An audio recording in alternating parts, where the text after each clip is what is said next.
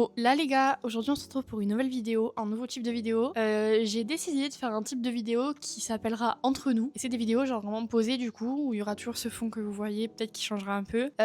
Toujours le même fond et juste on discutera de sujets.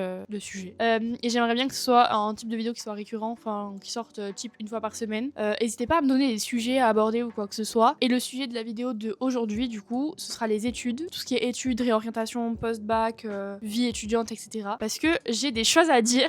Je me suis beaucoup réorientée dans ma vie. Dans ma vie. J'ai que 21 ans, bientôt 22, mais je me suis plus réorientée que ce qu'on pourrait croire. Et du coup, j'ai de l'expérience à raconter. Je vous laisse avec la suite de la vidéo. Bon les gars, je vous mets en pause dans la vidéo parce que je pense que vous l'avez vu depuis le début de la vidéo, je tiens un petit truc dans ma main, c'est un nouveau micro qui est censé améliorer ma qualité du son, donc si vous voyez une différence, dites-le moi en commentaire. Du coup, j'ai écrit un script, donc si vous me voyez avec un téléphone, c'est normal parce que pour une fois, j'ai fait les choses sérieusement. Tout d'abord, commençons par le bac.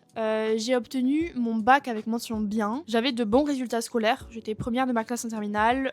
J'ai fait option littérature anglaise, géopolitique et mathématiques avec l'option droit et grands enjeux du monde contemporain. En terminale, j'étais vraiment une élève studieuse. J'avais aussi participé à un concours d'éloquence. Vraiment, je faisais tout ce qui était possible et imaginable de faire pour avoir un bon dossier et pour juste être une bonne élève, quoi. Et ça a fonctionné, du coup, vient vers décembre, du coup, le moment de s'inscrire à Parcoursup. On a le moment, du coup, de décembre à mai, je crois que c'était, de faire les choix. Et les profs me disent, bon, bah, Perrine, t'as un très bon dossier, inscris-toi en prépa. Sachant que moi, à ce moment-là, faut se dire que j'ai vécu le lycée avec le Covid, donc je n'ai pas trop d'idées de ce que je veux faire. Je sais que j'aime bien l'anglais, mais à part ça, j'ai pas trop d'idées de ce que je veux faire, quoi. J'aime bien être créative, etc., mais je sais pas. J'étais complètement perdue. Donc je dis, bon, écoutez, allons en prépa, ça coûte rien d'essayer, entre guillemets. Donc je me dis, je vais aller en prépa, donc prépa littéraire, prépa AL au lycée Saint-Cernin. Je me dis, je vais aller en prépa, je vais faire mes 2 ans de prépa, et puis après, pourquoi pas, soit faire des écoles de journalisme, ou un truc comme ça. Je me dis ça. En gros, je me dis, je vais faire du journalisme, parce que pourquoi pas. Donc, mais c'était quand même une période très très stressante, tout ce qui est Parcoursup, choix d'orientation et tout, parce qu'on se dit, on joue notre vie, quoi. À ce moment-là, on se dit, je joue ma vie et il faut que je fasse un choix qui va déterminer le restant de ma vie. Et ça, c'est vraiment, je trouve, à porter sur les épaules d'une jeune fille ou d'un jeune homme de 17 ans, franchement, c'est lourd. Même à l'heure actuelle, moi, à porter ce poids sur mes épaules, je trouve que c'est lourd.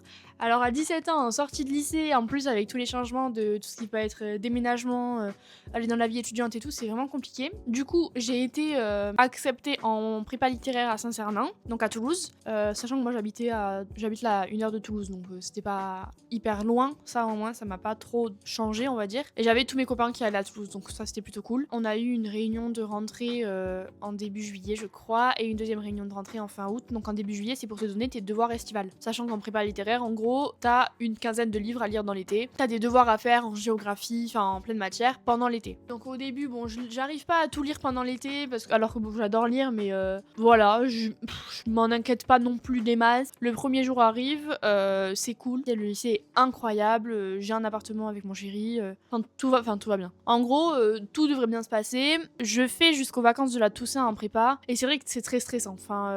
Genre je me réveille plus tôt le matin pour faire des devoirs, c'est la prépa quoi, c'est très stressant, c'est quand même un rythme qui est soutenu, mais je me dis ok écoutez on va tester quoi. Et arrivent les vacances et en gros on nous donne mais une flopée de devoirs, mais il y a même pas le temps en 2 semaines de vacances de faire tous les devoirs. Et moi ça m'a stressée, mais j'ai jamais été stressée comme ça. Je me suis dit mais c'est pas possible, je vais pas y arriver et tout, et du coup j'ai tout lâché. Faut savoir que les attentes des professeurs étaient aussi très élevées. Je me sentais un peu à part de la classe, je me demandais vraiment qu'est-ce que je fais là, j'avais l'impression d'être un peu la sensation d'imposteur, de me dire mais je comprends pas pourquoi on m'a donné la place, parce que j'avais le sentiment de pas avoir le niveau. Donc en prépa AL, je suis restée 3 mois, je crois. Il y avait aussi le fait que c'était l'arrivée dans un premier logement étudiant, c'était compliqué. Ça s'est bien passé, mais c'est vrai que y a beaucoup de changements en fait. Quand on arrive dans un logement étudiant, on avait un logement qui était sur le papier bien, mais en vrai il moisissait. Il y avait de la moisissure au mur, etc. Il y avait de l'amiante dans les plafonds, donc on était un peu malade quoi.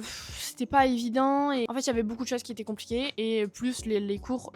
J'ai décidé aux vacances de la Toussaint, donc ça fait 3 mois. J'ai dit j'arrête, c'est mort et tout.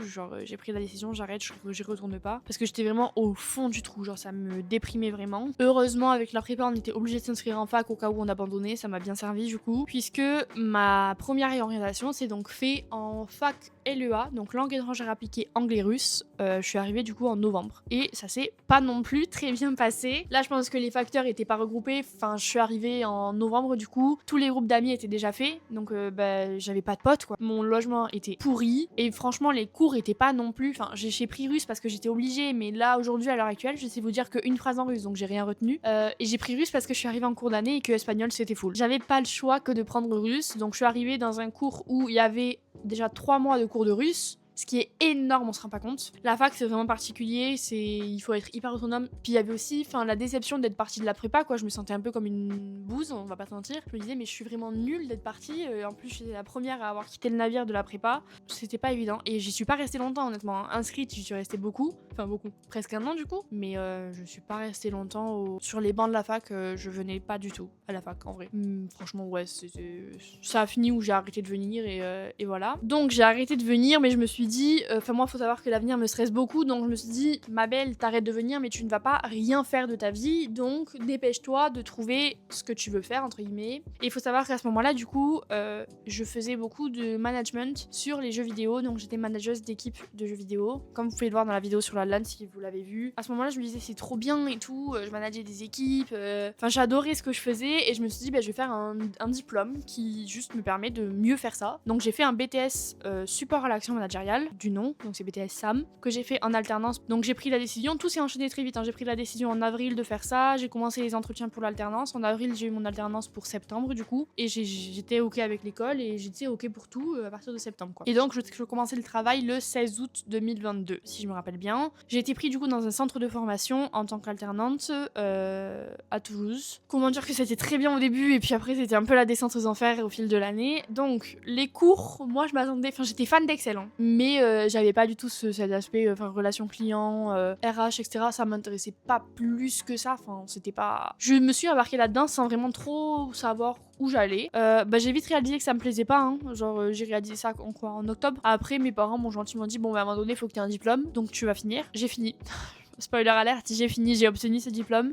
Mais ça a été des années où je voyais pas le bout quoi. J'attendais juste le bout et quand ça s'est arrêté, mais c'était la libération mais totale, absolue. Pour ce qui est des cours en particulier, il y avait un peu ce truc de j'aime pas ce que je fais mais moi je suis une bosseuse donc dans tous les cas j'allais toujours en cours en ayant révisé parce que je vais pas aller en cours sans avoir révisé. Mais je le faisais pour le diplôme quoi, pas parce que ça me plaisait. Après ça arrive à beaucoup de monde. Mais après il faut savoir aussi que le niveau de BTS est quand même moins élevé que ce que j'ai pu voir en prépa ou ce que j'ai pu voir en fac. Donc forcément j'avais plus de facilité et ça a beaucoup aidé. Après il faut quand même fournir du travail, surtout pour les aspects dossiers professionnels, etc. Les dossiers pro, ça prend le chou et franchement, c'est compliqué. C'est vraiment, il faut fournir un travail acharné quoi pendant un an. Parce que la première année, on fait pas les dossiers pro, mais la deuxième année, on les a fait. Il a fallu fournir un travail acharné jusqu'à 2h du matin, quasiment tous les soirs en fait. Voilà, donc pour le rythme, j'étais le lundi, je faisais 8h, 18h30 en cours, le mardi, 13h, 17h30. Et ensuite, j'étais mercredi, jeudi et vendredi en entreprise. Mais j'ai quand même décidé de quitter cette entreprise parce que je m'y sentais pas bien, j'avais la boule au ventre en y allant. Donc, c'est pas le but. Donc j'ai quitté cette entreprise et j'ai retrouvé une autre alternance dans un cabinet de commissaire aux comptes. Là, ça s'est passé quoi. Sachant que là, du coup, on avait changé d'appartement pour le BTS.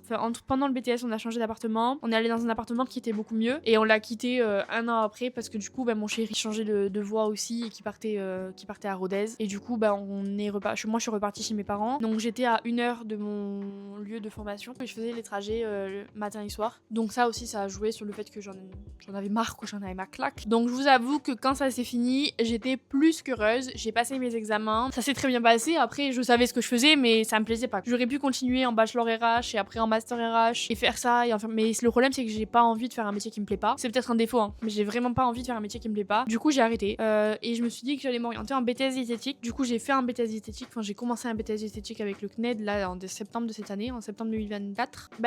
En fait le domaine me plaît, le domaine me plaît et même encore à l'heure actuelle, le domaine me plaît. J'adore tout ce qui est diététique, j'adore la nutrition, etc., l'alimentation, ça me plaît de fou. Moi, j'ai toujours voulu être, dans tous les cas, auto-entrepreneuse après, être à mon compte, donc c'était aussi un métier qui cochait cette case-là. Les matières sont intéressantes, je m'étais fait une super copine avec qui on bossait d'ailleurs, si tu passes par là, je sais pas si tu regardes mes vidéos, mais si tu passes par là, je te fais des gros bisous. Mais j'ai arrêté parce que le CNED, c'est vraiment pas c'est pas évident, on n'est pas du tout accompagné. Avec le CNED, il faut par contre vraiment prendre en compte qu'il y a vraiment un temps d'organisation pour l'année, parce que du coup, il n'y a pas de profs qui vont vous dire bon mais telle matière c'est à telle heure, telle matière c'est à telle heure, et ça faudrait vraiment se le faire pendant l'été. Pour ceux qui font avec le CNED et tout, des BTS ou quoi que ce soit, les cours ça me plaisait pas plus que ça, j'étais pas motivée à travailler. Du coup c'est un peu l'arrêt du CNED et du BTS Diète, ça a un peu signé l'arrêt de mes études. Enfin j'ai dit et mes parents m'ont dit aussi que ça servait à rien de faire des études juste pour faire des études, si ça me plaît pas ce que je fais. Je dis pas que je le prendrai jamais. Donc pour faire un petit topo, après 4 ans d'études, j'ai un BTS et le bac. Grosso modo, j'ai pas l'impression d'avoir perdu mon temps parce que j'ai appris partout où j'ai été dans tous les cas et que ça m'a mené à où je suis aujourd'hui, donc c'était nécessaire. C'est vrai que ça fait c'est un peu relou d'avoir perdu, de se dire après 4 ans d'études j'ai un BTS de 2 ans, mais bon, c'est comme ça, chacun fait son chemin, je regrette rien. Et du coup là, j'ai décidé, je vais pas me porter l'œil donc je sais pas si j'en parle, j'ai décidé de faire une formation en montage du coup. Donc ça fait 3 mois à peu près que je fais des vidéos sur YouTube et c'est vraiment un domaine que j'adore. C'est vraiment ce que je veux faire depuis des années, faire des vidéos etc, me lancer sur les réseaux. J'y pense depuis des années, j'ai jamais osé, maintenant j'ose, mais du coup évidemment c'est pas mon métier, vous vous en doutez. Mais c'est vrai que du coup j'ai découvert le montage et j'adore ça, j'adore, je peux y passer des heures. Du coup j'ai décidé d'en faire une formation, pourquoi pas après proposer mes services en montage. Et du coup ça va commencer d'ici à peu près 2 semaines et je ferai après mon examen sur Paris. Et voilà, je la fais avec Study la formation, donc pour l'instant j'ai pas encore accès à la formation, mais en tout cas les conseillers sont hyper bien et ils prennent vachement le temps de nous aider. Non mais pour faire un topo du message que je voulais faire passer, c'est surtout que les études c'est hyper dur de savoir ce qu'on veut faire. C'est bien d'avoir un peu une phase d'introspection pour se dire qu'est-ce que j'ai envie de faire ou quoi. En tout cas c'était l'histoire de mes études du coup, elle est certainement pas finie, hein, le livre n'est pas fermé, je sais que je réétudierai potentiellement encore. Et je suis pas fermée à ça, à étudier plus tard, et c'est pour ça aussi que j'ose arrêter, c'est parce que je me dis, on peut faire des études à tout âge, donc c'est pas très grave au pire des cas. Mais voilà, j'espère que cette vidéo vous aura plu. N'hésitez pas à commenter avec un sujet qui vous intéresserait pour la prochaine vidéo entre nous, et à vous abonner à ma chaîne et à mes réseaux sociaux, c'est perrine.fv sur Instagram et perrinefav sur TikTok. Et je vous fais des gros bisous, et je vous dis à la prochaine.